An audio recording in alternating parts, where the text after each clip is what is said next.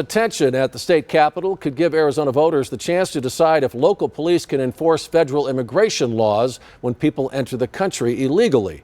News 4 Tucson's political specialist Eric Fink is live downtown with more on this controversial measure that's being dubbed by some as SB 1070 2.0. Eric.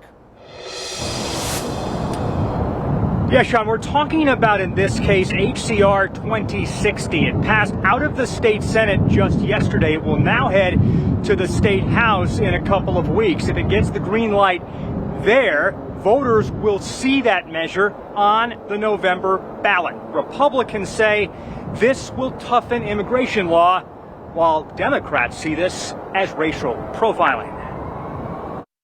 There's no need for this. It's going to be harmful to our communities. It's going to hurt our communities, and then it's going to cost taxpayers millions of dollars on the front end. Chris Gilfillan is the political director for Lucha. It's a statewide political advocacy organization that works with communities that could be impacted by the bill. Lucha is very opposed to HCR 2060, a measure just now out of the state Senate and on its way to the House. It would make illegally crossing the border a state crime and give state and local police the power to enforce federal immigration law. Republican lawmakers are trying to move this directly to the ballot this fall, bypassing Democratic Governor Katie Hobbs, who they know would not sign a bill like this. Republicans say the measure is key to curbing the migrant crisis at the border. I'm voting for this bill today because it's the right thing to do. Unlike some people, I stand for this flag every single day when we come in here, and I'll continue to do that.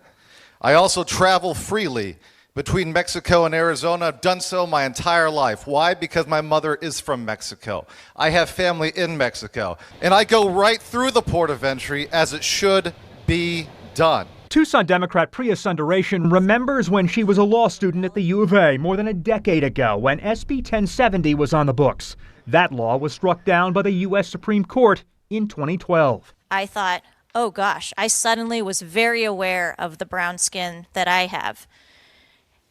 And I felt that I need to start preparing. Do I need to start carrying an ID with me when I go for a run, a simple run around the block? Gilfillan says along with creating fear for some, this immigration measure will hurt the Arizona economy.